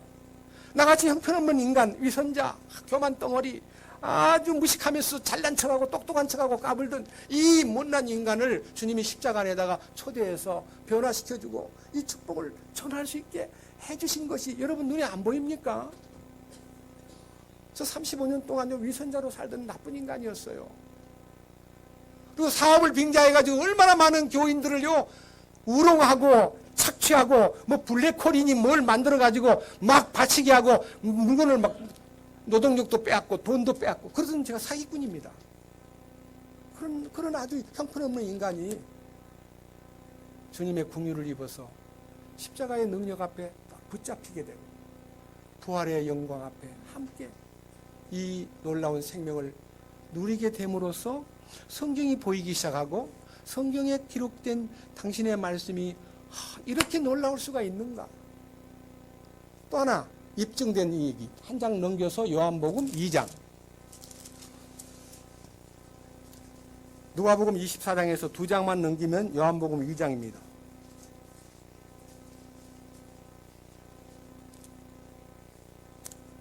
19절 예수님께서 그들에게 대답하여 이르시되 이 성전을 헐라 내가 사흘 동안은 내가 그것을 일으켜 세우리라 하시니 이에 유대인들이 이르되 이 성전은 짓는데 46년이 걸렸거늘 네가 그것을 사흘 안에 세우겠느냐 하더라. 그러나 그분께서는 성전된 자기 몸을 가리켜 말씀하셨더라. 그러므로 그분께서 죽은 자들로부터 일어나신 뒤에 그분의 제자들이 그분께서 자기들에게 이것을 말씀하셨음을 기억하고 성경 기록과 예수님께서 하신 말씀을 믿었더라. 여러분 이게 무슨 뜻입니까? 유대인들이 예수님을 계속 무시하고 계속 여러 가지 문제로 예수님을 괴롭히고 있는데 그때가 바로 유월절이 가까운 거예요. 이 보세요. 2장 13절에 유대인들의 유월절이 가까이 오매 예수님께서 예루살렘으로 올라가사 성전 안에서 막 소도 팔고 막 양도 팔고 돈도 바꾸고 막 이런 아주 형편없는 무리들을 보시고 채찍을 만드사 그들을 막 쓸어내면서 하는 말이 내 아버지 집으로 장사하는 집을 만들지 말라 강도의 구려를 만들지 말라 하고 막 야단을 치니까 유대인들이 이렇게 묻습니다. 그래? 당신이 도대체 누구요? 예? 당신이 뭐 하는 사람이요? 당신이 어떻게 이런 일을 하시오? 하니까 예수님이 싸그리 딱 이 성전을 헐어라. 내가 사흘 동안에 다시 세우겠다. 이렇게 하니까요, 유대인들이 46년 동안에 걸쳐서 지은 이 거대한 건물을요, 어떻게 사흘 동안에 일으키겠느냐고 예수님을 완전히 미치갱이로 취급해버린 거예요. 그러나 여러분 아셔야 됩니다. 하나님을 모시는 성전에 대한 얘기가요, 그림자로는 구약에는 회막이요, 솔로몬 때는 성전이요, 헤롯도 46년 동안 성전을 지었고 예수님 때 와서 보니까 헤롯의 성전이 우뚝 서 있었습니다. 그런데 그 성전이 아주 엉망진창으로 강도에 구렬이 되어 있다는 것을 보시자 성전을 우선 청소해놓고 바깥에 나오셔가지고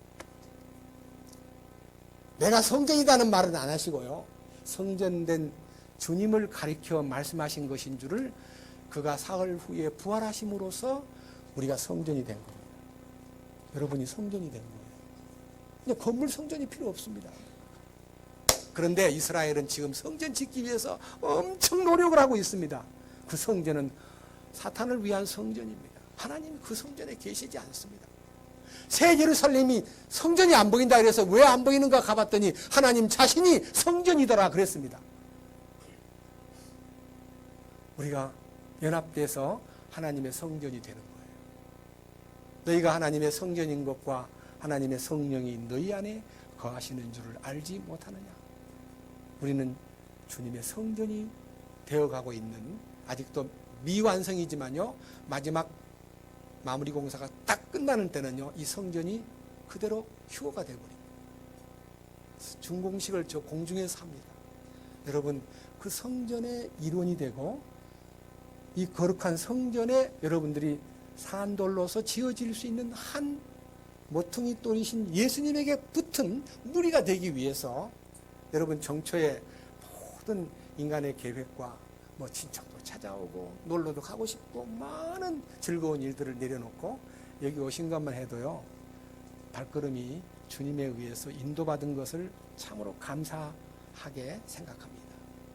이 일로 인해서 우리는 이 성전이신 주님께서 사흘 안에 이걸 일으키겠다는 얘기는요, 이 사흘 속에 숨어있는 신비가 우리에게 실제적으로 느껴지고 이 놀라운 얘기다. 이거 어떻게 된 거냐? 우리가 이 놀라운 사실들을 어떻게 이해할 수 있겠느냐?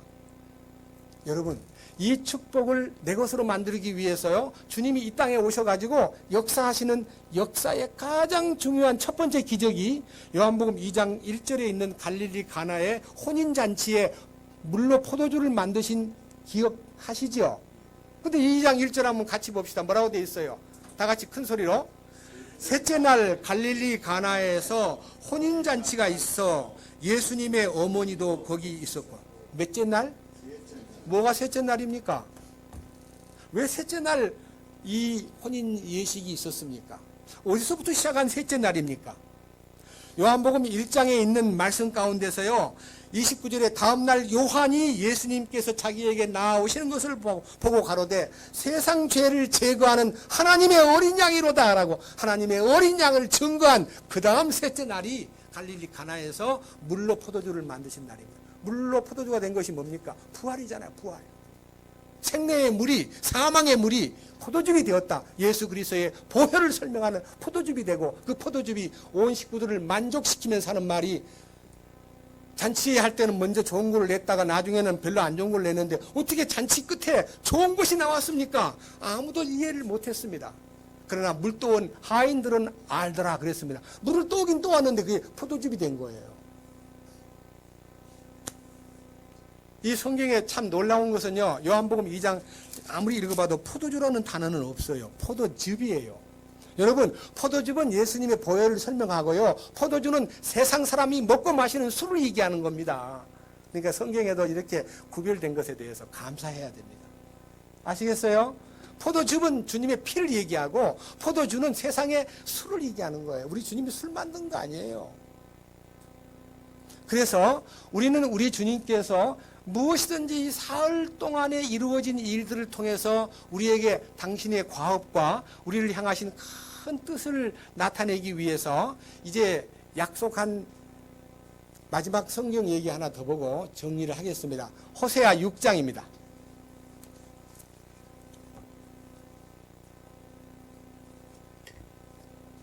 구약 성경 호세아 6장.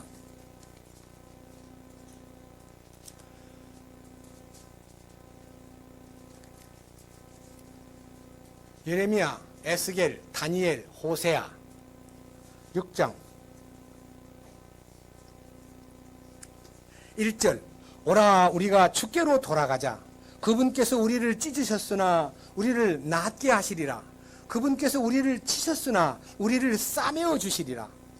이틀 뒤에 그분께서 우리를 되살리시며 셋째 날에 우리를 일으키시리니 우리가 그분의 눈앞에서 살리로다. 우리가 계속해서 주를 알고자 하면 그때 우리가 알리라. 그분의 나오심은 아침같이 예비되어 있으며 그분께서는 비같이 곧 땅에 내리는 늦은 비와 이른 비같이 우리에게 임하시리라. 여기요, 이스라엘 민족의 회개를 촉구하는 얘기인데요, 여기에 참 놀라운 얘기는요, 이틀 뒤에 그분께서 우리를 되살리시며, 이 역사 얘기는요, 이스라엘 민족사 가운데 굉장히 중요한 문제를 제시한다고 합니다. 이틀 뒤에 하는 얘기하고 셋째 날에 우리를 일으키시리니라는 얘기는요, 참 놀라운 얘기입니다. 여러분, 역사 얘기를 공부하면요, 이 호세아서는 북쪽 이스라엘, 특별히요 북왕국 이스라엘 민족이 너무너무 말을 안 듣기 때문에 이스라엘 민족이 아수르에 망할 시점에 예언한 예언입니다. 여러분, 이스라엘이 망한 지요 2000년이 다 넘었습니다. 근데 2000년이 다 넘도록 이스라엘 민족이 지금 정상적으로 하나님 앞에 회복되지 못했습니다.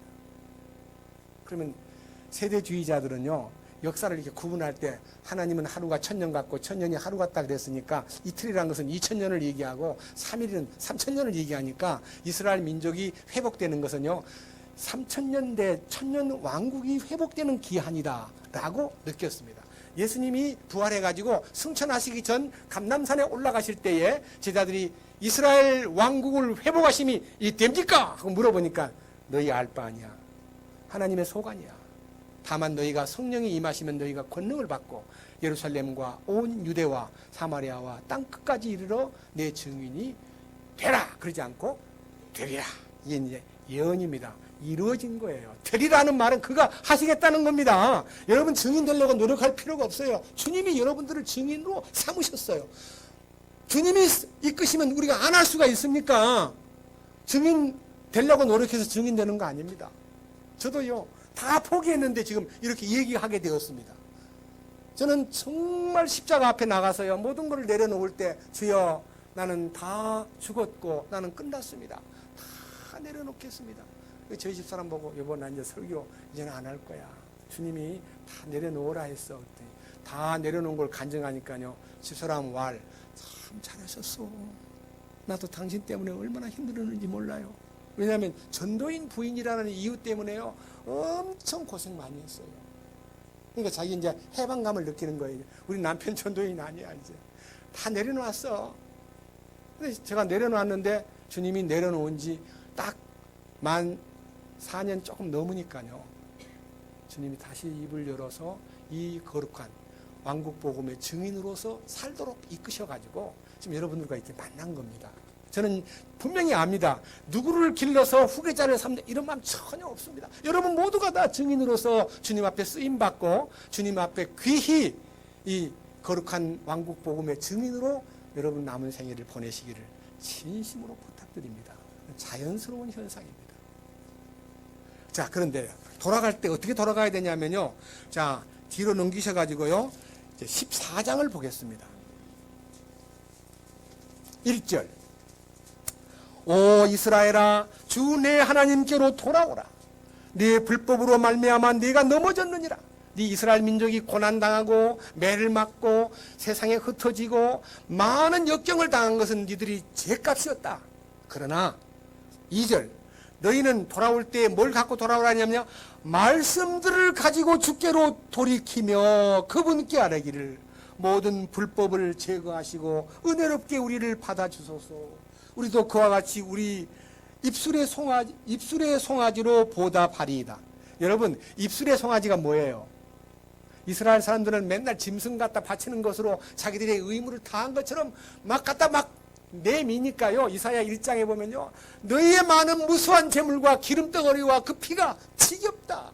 내가 피곤하다. 나는 그런 송아지, 나는 그런 양 같은 거 싫어. 입술의 송아지가 뭡니까? 주여, 당신을 찬양합니다. 예, 지금은 송아지 끌고 와서 하나님께 바치는 재물을 원하지 않고 주님 재물 되심을 믿고 그 안에서 입술로 주님 감사합니다. 우리 주님께 진정으로 감사를 드립니다. 3절. 아수르가 우리를 구원하지 못하리이다. 우리가 말을 타지 아니하며 다시는 우리 손으로 만든 것에게 이르기를 너희는 우리의 신이라 하지 아니하리니 주 안에서 아버지 없는 자들이 국류를 얻나이다 할지니라. 내가 그들의 타락한 것을 고치며 그들을 아낌없이 사랑하리니 내 분노가 그에게서 떠났느니라. 내가 이스라엘에게 이슬 같으며 그가 백합화같이 자라고 레바논이 뿌리를 뻗으리라. 그의 가지는 퍼지고 그의 아름다움은 올리브나무 같으며 그의 향기는 레바논 같으리니 그의 그늘 아래 거하는 자들이 돌아오리라. 그들은 곡식같이 되살아나며 포도나무같이 자라고 그것의 냄새는 레바논의 포도즙 같으리라. 이 말은요, 이스라엘 민족의 회복에 대한 약속인데요, 이 마지막 때의 이스라엘 민족은요, 세계를 깜짝 놀라게 할 민족으로 등단합니다. 저는 여러분들도 분명히 아셔야 됩니다. 이스라엘 민족이 지금 서서히 하나님의 그 은총 안으로 돌아가고 있는 모습이 보입니다.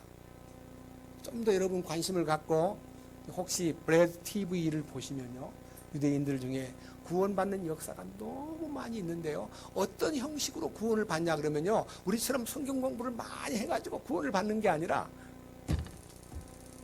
그렇게 악질적으로 굴던 사울이 스데반을 죽이고도 인기를 얻어가지고 야 다메섹에 많은 그리스도인이 숨어있단다, 잡아다가 처형을 시켜라 하니까 군인들을 데리고요 사법권을 얻은 사울이요 당당하게 앞장서가지고 이 예수 믿는 사람 잡으러 가다가 다마스커스 입구에 있는 어느 조그마한 산 등성에서요 하늘로부터 주님의 음성을 들었습니다. 사울아 사울아 네가 왜 나를 핍박하느냐. 가시채를 뒷발질하는 것이 참 고생스럽게 보이는구나.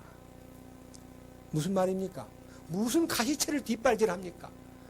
그렇습니다. 하나님이 사울에게 채워준 가시채가 자꾸만 걸을 때마다 발굽을 때리기 때문에 너무너무 걷기가 힘들었다는 거예요. 그게 무슨 말이냐? 스데반이를 잡아 죽일 때 막 돌멩이 가지고 막 때려 죽이고 막 거짓말을 해가지고 이 사람을 모함해서 죽이는데요. 죽임을 당하는 이 스데반이는 천사의 얼굴을 하고 하나님 저들을 용서해 주세요. 자기들이 하는 것을 알지 못하고 있습니다. 저들을 불쌍히 여겨주세요 하면서 운명을 했는데 그 죽이는데 가장 가까이에서요. 증인들, 거짓 증인들의 옷을 지키던 사울이라는 청년은요. 하나님을 열심히 믿는 이유로요. 하나님을 거역한다고 느끼는 저 이단, 예수 믿는 저 이단 스데반이를 죽이는 일에 대단히 열성을 부리고 있는데 평안이 하나도 없는 거예요. 하나님의 일을 위해서 사람을 죽이기까지 열정적으로 일을 했는데 평안이 하나도 없고 오히려 스데반이의 그 기쁨과 그 모습에 비하면 자기는 아무것도 아니에요. 그러니까 그 순간부터 그는 계속 걸음 걸을 때마다 뒤에서 찌르는 가시가 있습니다. 그것이 양심을 찌르는 소리입니다. 너 스데반 죽여놓고도 평안하냐? 스데반이는 웃고 있지 않더냐? 스데반이는 너를 위해서 기도하지 않더냐? 너는 어찌 된 거냐? 이렇게 묻는 질문 앞에 그는 주여 니시옵니까? 나는 네가 핍박하는 예수니라. 나는 예수님 만난 적도 없고 예수님에 대해서 내가 저항한 적도 없는데 무슨 소리 하십니까? 물어봐야 되는데요. 딱 알아버린 거예요. 아하, 예수 믿는 사람이 바로 예수구나. 알아버린 거예요. 그래서 사도 바울은 일생토록 목회를 하면서 성도들을 주님으로 대했습니다. 얼마나 놀라운 얘기입니까? 마치 야곱이 야복강가에서 천사를 만나 씨름하다가 하나님의 얼굴을 뵙고 하나님의 놀라운 이김을 선물 받은 다음에 원수처럼 자기를 몰고 오는 아주 고약한 에서라는 그 형이 자기를 죽이려고 지금 군인들을, 물론 군인이라고 생각하지는 않지만요, 400명의 종들을 끌고 자기를 지금 덤벼들려고, 자기를 복수하려고 20년 전에 감정을 못 사겨가지고 동생을 죽여버리려고 쫓아오는 줄 알고 착각한 야곱이는 너무너무 두려워하면서 작전도 세우고 선물 공세도 하고 벌벌 떨다가 주님을 딱 만나고 나니까요, 주님 얼굴을 딱 뵙고 나니까 그 근심 걱정이 싹 녹아버린 거예요. 그 순간 창세기 33장에 형을 만나는 순간 형에게 더 절을 하면서 형님을 보니 주님 얼굴을 뵌 것 같습니다. 저는요, 이 십자가의 도를 깨닫기 전에는 참 야곱이 되게 급했는가 보다. 얼마나 벌벌 떨길래 형님 보니까 하나님 본 것 같습니다. 형님은 하나님이십니다. 이렇게 이제 아부를 하는 줄 알고요, 거기다 캐션 마크 달아가지고 야곱이 참 급했나 보다. 형님을 하나님 얼굴 같다고 하다니. 이렇게 이제 몇십 년 동안 그 제 성경책에 써놨는데요. 2000년 십자가의 도에 눈을 딱 뜨고 나니까 맞다. 하나님을 뵙고 나면 모든 형제 자매들이 하나님처럼 보이는 것이 맞다. 그걸 알게 된 거예요. 뭐 형님이 악질이다, 뭐 나쁜 놈이다, 뭐 고약한 형이다 이런 생각이 안 나고 그냥 형님이 하나님처럼 보임으로써 그냥 거기에 모든 걸 다 내려놓아 버리는 거예요. 뜻대로 하라는 거예요. 여러분들이 우리 형제 자매들이 서로 하나님처럼만 보이는 그런 변화가 생긴다면 우리 신앙생활이 얼마나 자유로워질까요? 에서의 감정이 완전히 녹아버렸습니다. 그리고 야곱을 향한 모든 감정이 다 풀리면서 무슨 선물을 그렇게 많이 보내니? 형님 가지세요. 아니야 나도 많아. 가져. 아닙니다. 제 정성을 받아주시고요.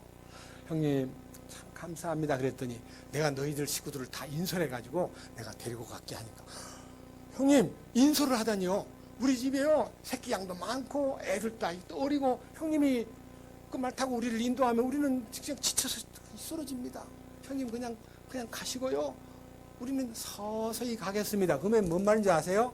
사람의 인도를 바라지 않고요, 하나님의 인도를 바라는 마음으로 형을 자른 거예요. 여러분 형님한테요, 좋은 구도 20년 만에 왔는데 형님 고맙습니다, 잘 인솔해 주세요 그러는데 왜 형을 거절했습니까? 형이 인도자가 될 수 없다는 거예요. 여러분 백그라운드 중에서요 든든한 백을 얻으면 나의 인도자가 되는 것 같아도 아니올시다. 주님이 나의 인도자가 되어야 되는 거예요. 왜 사람을 의지하고 돈을 의지하고 세상의 백을 자꾸 찾습니까? 주님만이 나의 인도자입니다.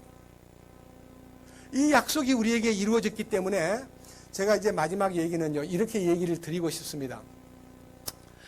예수님은 우리 위해 십자가를 지셨습니다. 그 피 흘린 대가로 우리는 영원한 속죄를 경험했습니다. 너무 놀라운 일입니다. 기적입니다. 우주적인 사건입니다. 그러나 왜 십자가에 피 흘린 주님을 믿었는데 이렇게 불완전하게 죄를 자꾸 짓고 내 속에 있는 인간성과 욕심, 내 속에 있는 모든 이 간사한 성격들이 왜 그대로 있습니까? 왜 죄를 짓습니까? 왜 자꾸 부족하다고 말합니까? 왜 사람을 어쩔 수 없다고 변명합니까? 이게 얼마나 궁색한 구원입니까? 불완전한 구원. 성경에는 불완전한 구원을 우리한테 선사한 게 아니라 완전하신 구원이 준비되어 있는데, 이 완전한 구원은 주님의 십자가가 나의 십자가가 되기 위해서 하나의 과정, 다시 말하면 하나의 수속이 반드시 필요한 것입니다. 그것이 로마서 6장입니다. 보십시다. 로마서 6장.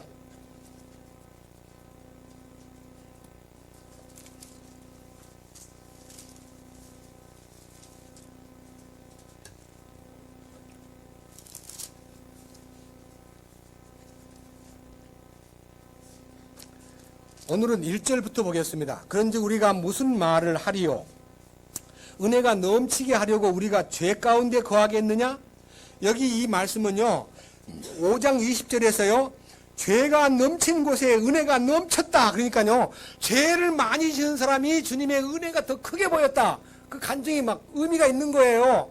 죄도 하나도 안 짓고 구원 받으면요, 나 별로 죄 없는데 주님이 죄를 좀 지고 갔다니까 탕감 받은 게 10,000원 밖에 안 된다는데, 나는 탕감 받은 거 1,000만 원이 하는데 나는 1억이야. 그래? 나는 1조 원이야. 아, 나는 6조 원이야. 그러면요, 입이 쫙 벌어져 버리는 거예요. 그 주님이 묻기를요, 탕감받은 사람이 작은 사람이 감사가 많겠느냐, 탕감받은 액수가 많은 사람이 주님의 감사를 느끼겠느냐 하니까, 탕감받은 것이 많은 사람일수록 더 주님께 감사를 느끼겠지요. 그러니까 맞다 그랬습니다.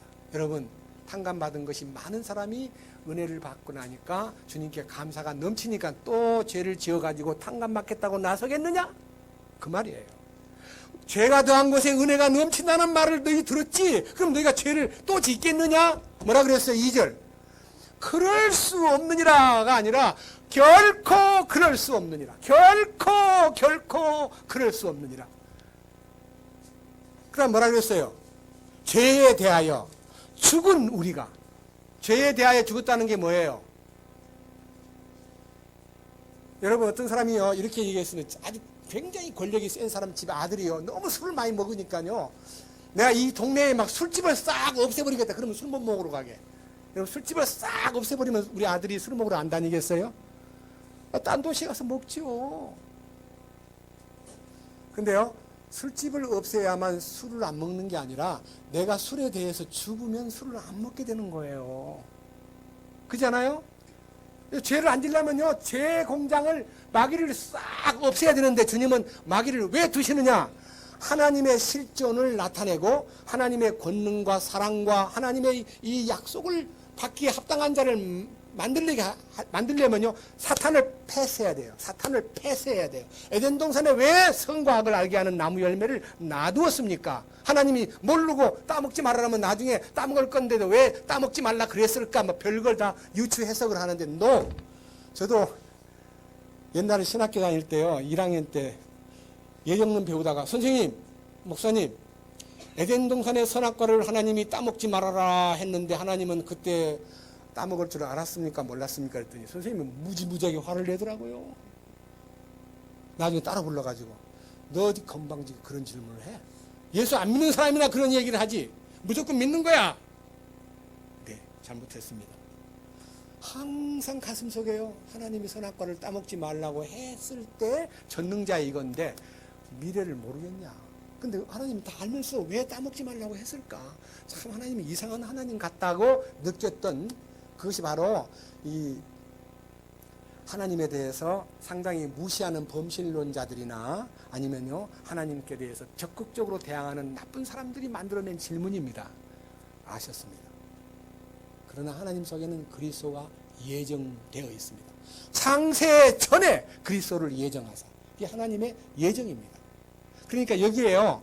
자, 그 다음 보세요. 결코 그럴 수 없느니라. 죄에 대하여 죽은 우리가 어찌 그 가운데서 더 살리요. 더 죄를 짓고 사는 것은 안 된다는 거예요. 그래서 하나님께서 죄 짓지 말아야 한다. 이렇게만 해놓고 우리한테다가 책임을 돌렸다면요, 우리 인간 가운데 아무도 하나님의 요구에 응할 합격받을 사람이 한 명도 없습니다. 3절.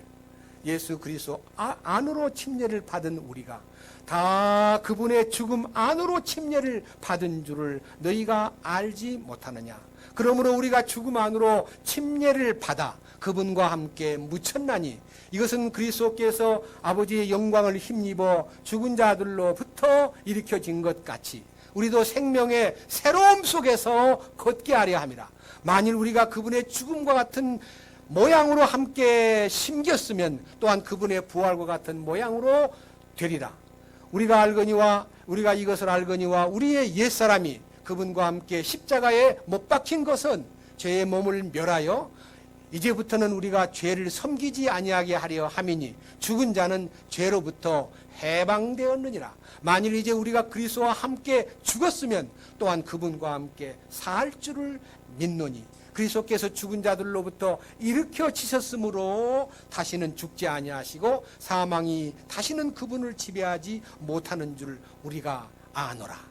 사망 권세에서 벗어난, 사망의 바다에서 솟구친 육지 속에 하나님이 많은 생물들, 많은 아름다운 열매를 맺는 채소와 과일들을 나게 하신 것처럼 부활의 생명 안에는 향기가 있습니다. 문제는요, 입으로만 부활을 부르짖고 죽음을 경험하지 않고도 부활을 노래하는 사람들은 조화와 같아서 벌이 날아오지 않습니다. 나비가 날아오지 않습니다. 이유는 향기가 없기 때문에. 오늘 우리 주변에요, 많은 부활을 논하는 교회가 있는데 그 교회에 가서 아무리 살펴보아도 벌과 나비들이 찾아와서 교제하는 모습을 못 봄으로써 아니구나. 여러분, 향기가 안 나니까요, 막 스프레이, 막 인공향을 막 뿌렸어. 근다고 나비가 와요? 안 쏘가요. 그것들이 생명이 안 쏘가요. 아무리 못생긴 호박꽃이라도요, 호박꽃의 향기 때문에 벌이 찾아옵니다. 그렇습니다. 우리가 진리를 통해서 주님의 죽으심 안에 들어가면 생명의 향기가 솟구치는데 그것이 그리스도의 향기입니다. 그리스도의 향기. 근데요, 이 그리스도의 향기가요, 두 가지로 딱 구분되는데 조금 넘기셔가지고 고린도 후서 2장을 보겠습니다. 고린도 후서 2장 14절. 항상 우리를 그리스도 안에서 승리하게 하시고 우리를 통해 모든 곳에서 그분을 아는 냄새를 풍기게 하시는 하나님께 이제 감사하노라. 우리는 구원받은 자들 가운데 서나 멸망하는 자들 가운데 서나 하나님을 향한 그리스도의 향기로운 냄새니 한 부류에게는, 구원받은 한 부류에게와 구원받지 아니한 한 부류에게 우리의 냄새가 어떻게 나타나느냐 하면요, 16절. 한 부류에게는 우리가 사망에 이르는 사망의 냄새요. 여러분, 어제까지 술 잘 먹고 막 같이 어울려가지고 동창회하고 막 한잔하면서 막 놀고 즐겁게 하던 사람이 갑자기 십자가를 깨닫고 나서 그것이 딱 죄에 대해서 죽었다는 것 때문에 친구들이 부를 때 나 못 가거든. 아니야, 안 가. 이해해줘. 나 이제 옛날 아무개는 죽었어. 그치? 미쳤나? 새끼 저거 병신 같은 소리를 하네. 전혀 우리가 변화된 모습의 간증을요, 뭘로 하냐면 죽었구나. 사망에 이르는 냄새. 그런데 다른 부류, 우리 생명에 함께하는 부류에는 생명에 이르는 생명의 냄새니 누가 이런 냄새를 감당하리요? 여러분, 우리가요, 우리의 간증은요, 생명 가진 자에게는 통하고 생명 가지지 않는 자에게는요, 아주 죽음의 냄새를 풍기는 것과 똑같아요. 최근에 이런 축복된 사실을 깨닫고요, 어떤 단체에서 나는 그만두겠다니까 마치 방황하는 사람처럼 일로 갔다가 절로 갔다가 여기 가서 끼웃, 저기 가서 끼웃. 이거 불쌍하다. 예, 그렇게 봐요. 그거 아무 문제가 아니에요. 왜? 주님이 나타나셔가지고 17절 우리는 하나님의 말씀을 부패시키는 많은 사람들 같지 아니하고 하나님 말씀을 부패시키는 거에 뭐예요?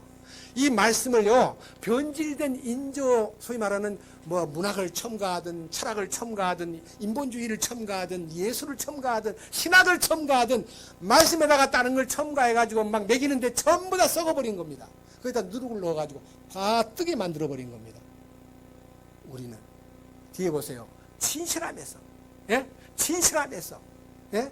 난자같이 하나님에게서 난자같이 하나님의 눈앞에서 그리스도 안에서 이 네 가지가요 우리 안에 진실과 예? 하나님 안에서 난자로서 하나님의 눈앞에서 행동하는 사람으로서 그리스도 안에서 말하는 사람으로 살면요 말씀이 부패되지 않습니다. 저는요 제가 부패된 말씀을 많이 갖고 살았습니다. 정말 엉망진창입니다. 이 성경을 뽑아가지고 막 사업에다가 붙여가지고 여러분 사업은 주님의 뜻입니다. 여러분 사업을 해야 교회가 잘 됩니다. 우리는 전도관하고 다릅니다. 전도관보다 더 나쁘게 우리 주변에서 보여진 이 슬픈 얘기가 작년에 4월 달부터 얼마나 긴 회자를 했습니까? 안타깝고 슬프고 너무 마음이 아프고 근데 주님은 해결책이 있습니다. 아무리 얻어맞고 아무리 짓밟히고 아무리 무시당했어도요 십자가 앞에만 들어가면 십자가 안에만 들어가면 다 풀리게 되어 있는데 십자가를 따르지 않고 지금 다시 또 모금을 하고 다시 무슨 일을 만들어 가지고 또 뭐 복고하고 야 무슨 유지를 받들어서 아닙니다. 여러분 기도하십시오. 절대 그건 대안이 아닙니다. 해결자는 우리 주님뿐이고 해결의 내용은 십자가뿐입니다.